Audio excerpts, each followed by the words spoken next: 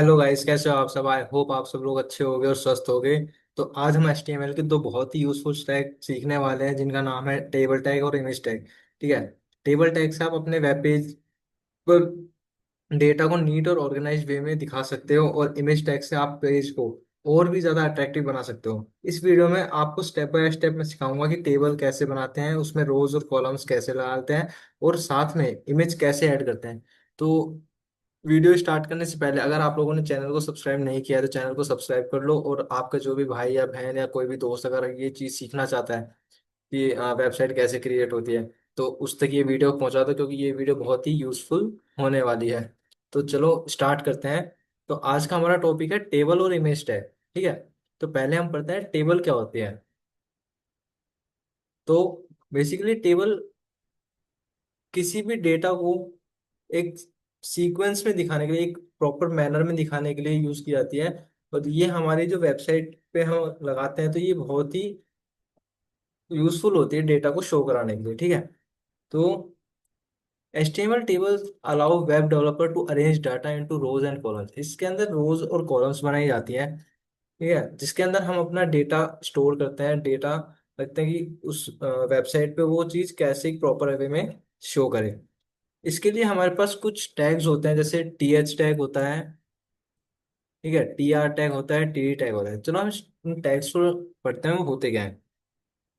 TH tag होता है, वो उसे कहते हैं टेबल हेडर। जैसे आप लोगों ने कोई भी टेबल देखी होगी, जैसे आप लोगों के स्कूल में बनती है। जैसे कोई भी टेबल मान लो, जिससे आपका नाम हो गया, रोल नंबर हो गया, ठीक है, उसके बाद ग्रेड्स हो गए। तो एक उनको टेबल हेडर कहते हैं। जैसे नेम हो गया, ठीक है, उसके बाद में क्लास हो गई, उसके बाद में आपका ग्रेड हो गया। ठीक है। TR stands for table row, यानी कि उसके अंदर जो रोज बनती है जिसमें हम अपने डेटा स्टोर करते हैं, रोज बनते हैं, कॉलम्स बनते हैं, उसे हम कोड दे TR। ठीक है। इसके बाद आता है TD, table stand. TD stands for table data, यानी कि TD को हम टेबल डेटा से डिनोट करते हैं कि उस टेबल के अंदर जो भी हम डेटा डालेंगे वो हम डालेंगे TD टैग के अंदर। ठीक है। आओ इसको एक बार प्रैक्टिकली करके देखते हैं अपने कोड पे। तो इसको अपन खोलते हैं अपने VS कोड पे।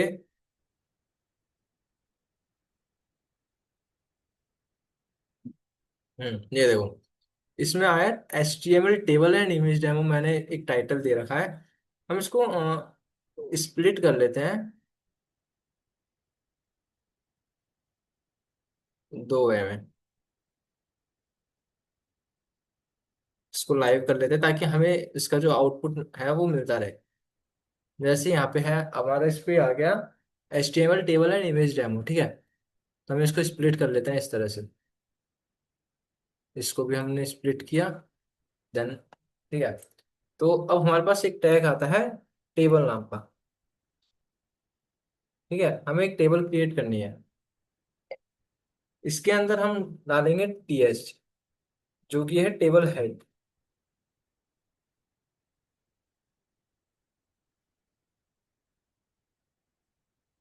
सॉरी, TH नहीं, T हेड।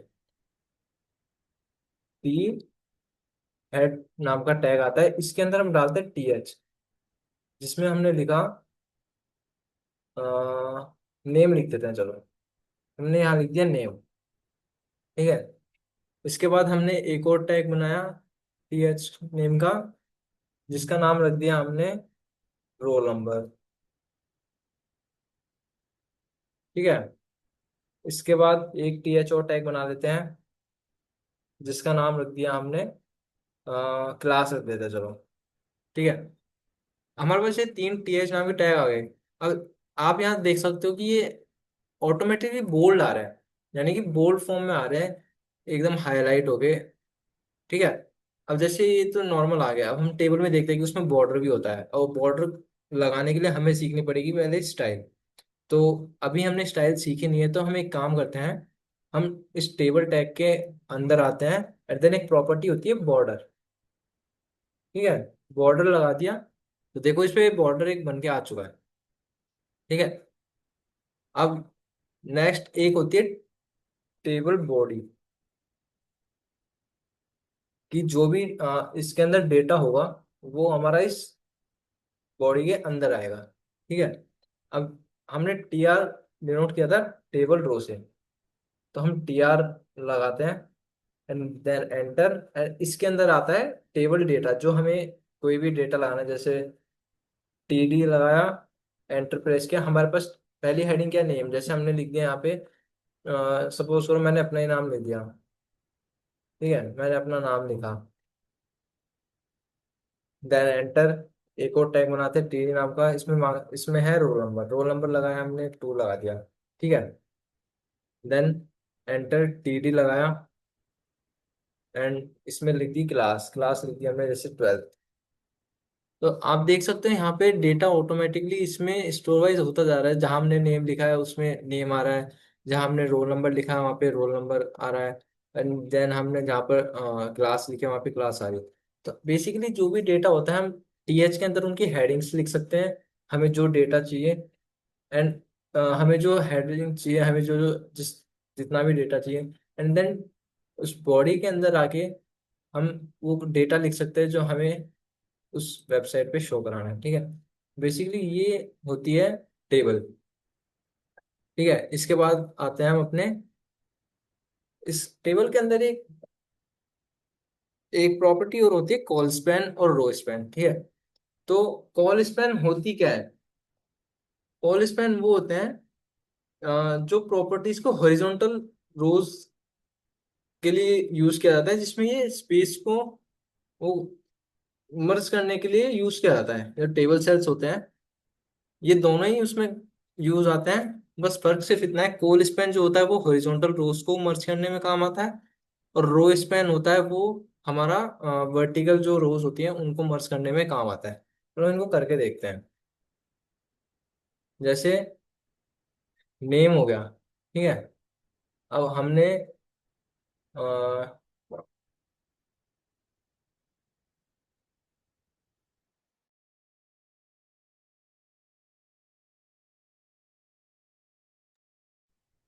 हाँ तो बच्चों हम कर रहे थे कोल स्पैन और रोज में, तो चलिए इसको कोल स्पैन को करके देखते हैं। जैसे रोल नंबर और क्लास है, ठीक है, अब मुझे क्लास हटानी है और रोल नंबर को, और रोल नंबर वाले सेक्शन में ही क्लास को भी मर्ज करना है, और जो रोल नंबर है वो तो है।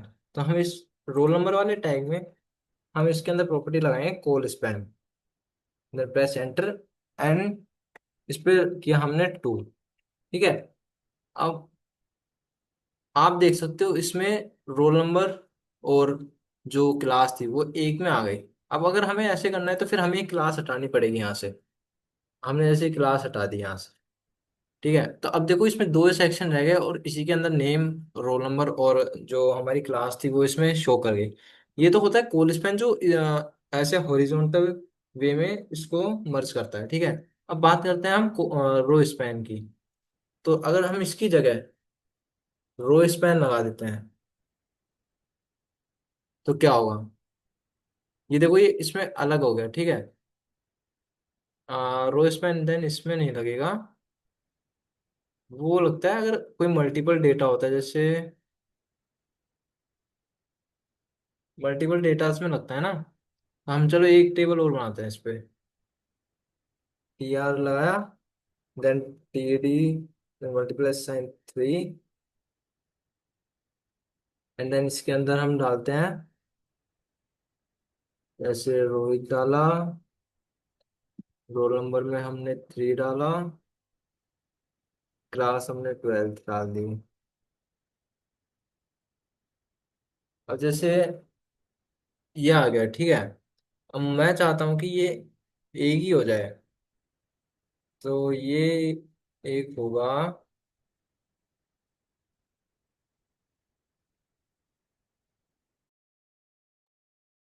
अब हम इस पे रो स्पैन को करके देखते हैं पूरा।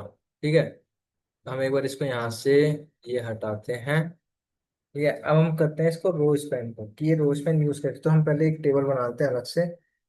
ठीक है, टी आर लिया, देन एंटर प्रेस किया, इसके अंदर हमने लिया एक टैग टी एच नाम का जो है नेम, और दूसरा टैग लिया हमने टी डी नेम का जो है, मैं लेता सपोज करो मेरा नाम ले गया। ठीक है, इसके बाद में हम एक हम दूसरा टेबल बनाते हैं।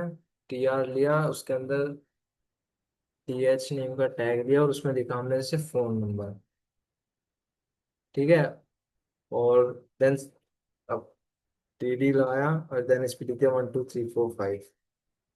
ठीक है। अब मैं चाहता हूँ कि जो एक और बना देते हैं, टी आर लगाया। ठीक है। Then T D phone number.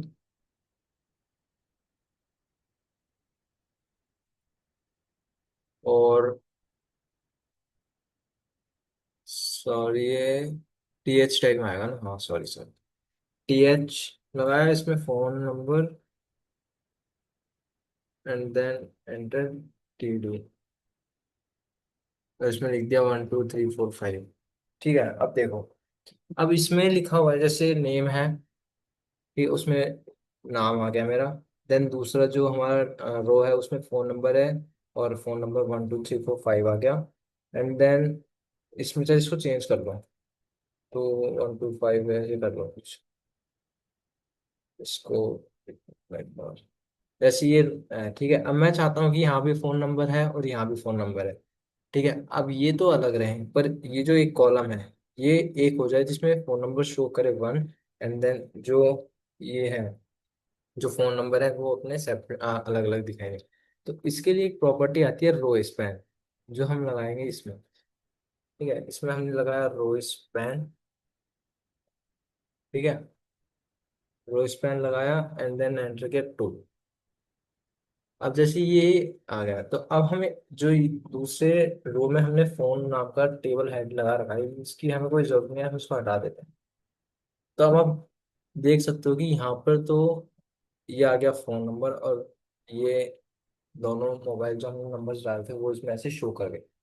तो रो स्पैन करता है वर्टिकली रोज को मर्ज, और जो कॉल स्पैन होता है वो हॉरिजॉन्टली रोज को मर्ज करता है। ठीक है। तो ये तो था हमारा टेबल टैग। ठीक है। अब हम पढ़ते हैं नेक्स्ट जो है हमारा, वो है डिस्क्रिप्शन टैग। अब डिस्क्रिप्शन टैग होता क्या है, मान लो कोई भी एक कार्टून ले लो। ठीक है।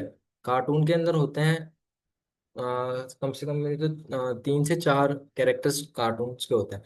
तो अगर हम उन कार्टून्स के हर कैरेक्टर के बारे में अगर हम लाइन बाय लाइन लिखना चाहते हैं कि हाँ, डिस्क्रिप्शन के साथ में, तो हम उसके लिए यूज करेंगे डीएल टैग, जिसका मीन्स होता है लिस्ट कंटेंट। जैसे डिस्क्रिप्शन लिस्ट होती है ना, ये डीएल टैग का मीन्स होता है list container and holds all the terms and their descriptions. यानी कि हम जिस भी चीज के बारे में लिख रहे हैं, ठीक है, उसकी जो टर्म्स है वो, और जो उसका डिस्क्रिप्शन है उसको होल्ड करने के काम आता है DL tag. Then DT tag definition terms, यानी कि इसके अंदर स्पेसिफाई नहीं है, इसके अंदर नेम टर्म या टाइटल कुछ भी डिफाइन कर सकते हो उस चीज के बारे में जो आप लिखना आगे हम शो करेंगे। उसके बाद है डीडी टैग डेफिनेशन डिस्क्रिप्शन, यानी कि जो भी डीटी टैग था जो हमने टाइटल दिया है उसके बारे में डिटेल्स डालनी है हमें, उस वो चीज सारी आएगी डीडी टैग के अंदर। ठीक है। तो चलो एक बार इसको अपने उस पे बोर्ड पे चल के ट्राई करते हैं। ठीक है। ये है हमारा VS कोड। हम इसका लाइव सर्वर ऑन कर लेते हैं। जैसे अब इसमें है हमारे पास डीएल टैग है। ठीक है। डीएल टैग है, इसमें हमने लिख दिया बात कार्टून।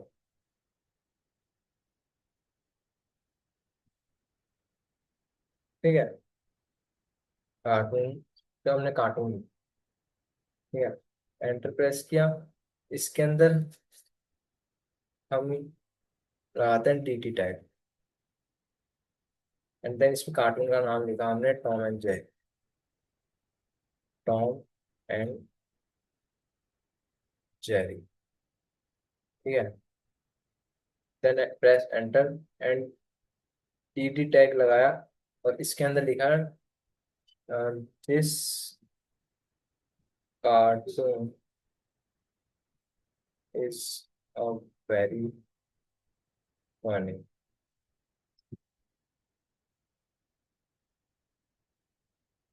ठीक है, तो ये इस तरह से स्पेस लेके ये इस तरह से आता है। ठीक है, बेसिकली बस इसके अंदर इतना ही था कि कार्टून, जैसे टी एल टैग के अंदर हमने उस लिस्ट को कंटेन किया, फिर टी टी टैग के अंदर हमने उस जो भी टाइटल हमें मिल है उसका हमने टाइटल ऐड किया, एंड देन टी टी जो टैग होता है उसके अंदर हमने अपना टैग लगाया, ये अपना जो डिस्क्रिप्शन है वो लिखा उस चीज के बारे में। ठीक है, देन नेक्स्ट हम पढ़ते हैं अपना इमेज टैग। इमेज टैग क्या होता है? Image tag is used to embed an image in a web page। यानी कि एक जो IMG इमेज टैग होता है वो क्या काम आता है, वो बेसिकली हमारी जो वेबसाइट है उस पे एक इमेज लगाने के काम आता है। ठीक है, जिससे हमारी जो वेबसाइट होती है वो और भी ज्यादा अट्रैक्टिव लगती है, और भी ज्यादा अच्छी लगती है। ठीक है, द और इमेज टैग इज एम्प्टी, यानी कि इमेज टैग ओपन होता है, लेकिन ये एक एट्रीब्यूट है। ठीक है, और ये क्लोज, इसका कोई क्लोजिंग टैग नहीं है। आप जैसे इमेज टैग लगाओगे, ठीक है, इमेज टैग लगाया, देन वो क्लोज नहीं होगा, वो एक एट्रीब्यूट है, वो क्लोज नहीं होता। ठीक है, उसके बाद में the image tag has two required attribute, इसके लिए दो एट्रीब्यूट्स की नीड होती है। पहला एसआरसी यानी कि सोर्स, कि हमारा जो इमेज का पाथ है, जो इमेज है हमारी, वो कहाँ पे है, कौन से फोल्डर में है, या फिर किस वे में है। ठीक है, देन एसआरसी मीन सोर्स। ठीक है, and then next required attributes alt, यानी कि alt means alternative text of the image, यानी कि उस इमेज को बताने के लिए कि वो किस बारे में है, वो कौन सी इमेज है, या फिर वो किस बारे में है वो इमेज। ठीक है, इसको चलो एक बार हम यूज करके देखते हैं। जैसे सपोज करो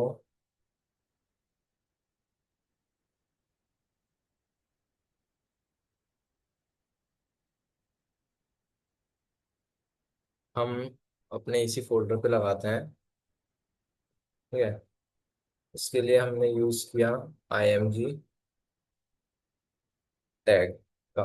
ठीक है, IMG टैग के अंदर है हमारे पास एक सोर्स नाम का एट्रीब्यूट है, एक ऑल्ट नाम का एट्रीब्यूट है। ठीक है, सोर्स वाले एट्रीब्यूट में हमें डालनी है हमारी इमेज का लिंक, या फिर हमारा जो इमेज है वो किस फोल्डर में, उस फोल्डर का नाम।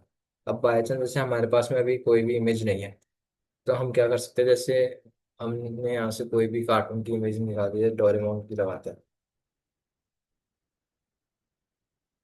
जैसे डोरेमोन की हमने कोई भी इमेज ली, ठीक है, और जैसे यहाँ पे लिखा है कॉपी इमेज लिंक, हम यहाँ से कॉपी कर लेते हैं।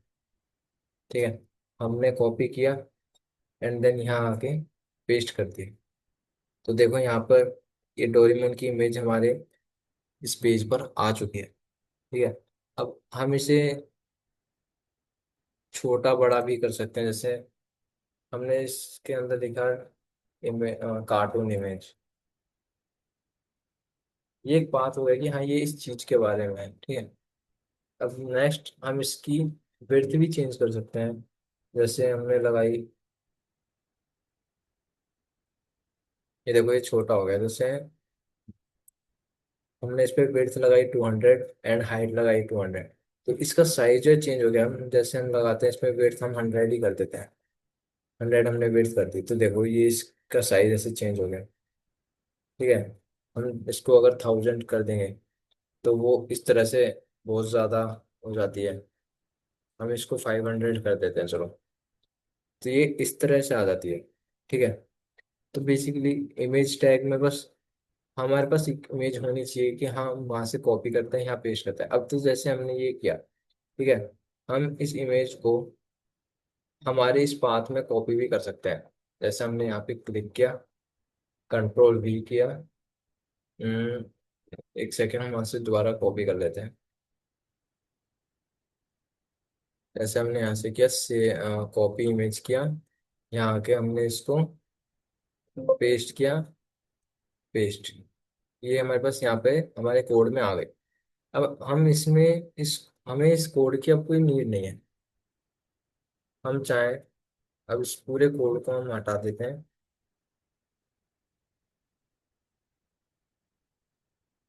ठीक है, हम लगाते हैं एमजी टैग लगाया हमने।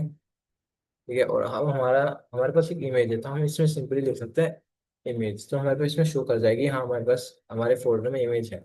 हम बेसिकली बस ये इमेज लगाएंगे, तो हमारे पास में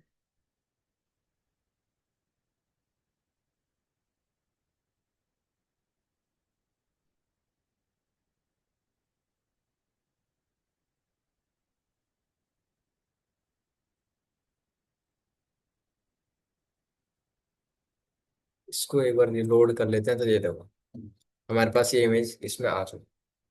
ठीक है, तो गाइस आज की क्लास में बस इतना ही। हमने आज सीखा है टेबल टैग। टेबल टैग क्या होता है, उसमें हम डेटा कैसे स्टोर कर सकते हैं, उसके लिए कौन कौन से टैग्स हमें चाहिए होते हैं। ठीक है, उसके बाद हमने सीखा कॉल स्पैन। कॉल स्पैन क्या करता है, वो एक हॉरिजॉन्टल रोज को मर्ज करने का काम आता है, एंड रो स्पैन जो होता है वो मल्टीपल रोज को, ठीक है, वो मल्टीपल रोज को वर्टिकली रोज में मर्ज करने के काम आता है। उसके बाद हमने पढ़ा डिस्क्रिप्शन टैग। डिस्क्रिप्शन टैग कोई भी कंटेंट को लेके कि उसका ये पर्टिकुलर लिस्ट है, उसके बाद में डीटी लगाया, डीटी लगा के हमने उसमें टाइटल लिखा, देन डीडी टैग के अंदर हमने उस टाइटल के बारे में कंप्लीट डिटेल डिस्क्रिप्शन लगाई। ठीक है, उसके बाद हमने पढ़ा image tag. Image tag web pages में इमेज को इंसर्ट करने के काम आता है, और ये एक एम्पिटी होता है, एम्पिटी टैग होता है क्योंकि बिकॉज ये एक एट्रीब्यूट है और ये क्लोज नहीं होता। इसके लिए हमें दो रिक्वायर्ड एट्रीब्यूट्स की नीड होती है। फर्स्ट है एसआरसी टैग, जो पाथ को स्पेसिफाई करते हैं कि हमारा जो इमेज है वो कहाँ पर है, and then ordinate text tag, जो इमेज को डिफाइन करता है कि वो किस बारे में। ठीक है, तो गाइज आज की क्लास में बस इतना ही। नेक्स्ट क्लास में हम पढ़ेंगे, नेक्स्ट क्लास में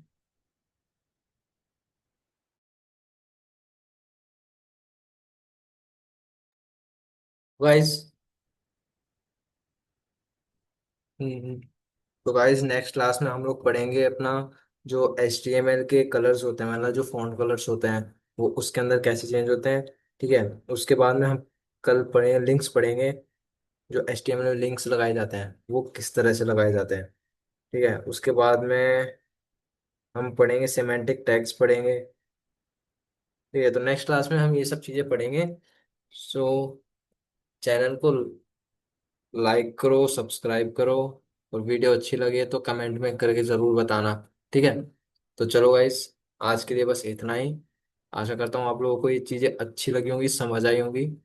ठीक है, तो आप बस प्रैक्टिस करते रहो, और यहाँ पे आपको फ्री ऑफ कॉस्ट मिलते रहेंगे। और अगर आपको ये चीज़ समझ नहीं आई और अगर आप न्यू हो, तो आप इससे पहले वाली वीडियो जाके देखो जो मैंने इनके बारे में बना रखी है। ठीक है, मैं डिस्क्रिप्शन में उनका लिंक डाल दूंगा, तो आप जाके अ, आप जाकर वहां पर देख सकते हो कि किस तरह से ये स्टार्ट हुआ है। ठीक है, क्योंकि अगर आप बीच में से करोगे तो आपको कुछ भी समझ में नहीं आएगा कि कहाँ पे क्या चीज़ें लग रही है। तो आप पहले बेसिक जाके चेक करो जो मैंने फर्स्ट और सेकंड वीडियोस में बताया है, उसके बाद एंड आप इसको देखोगे तो आपको ये कंप्लीट समझ आ जाएगा। ठीक है, तो थैंक यू गाइस, आज के लिए बस इतना ही। अब मिलते हैं नेक्स्ट क्लास में। Tata bye bye. Yeah.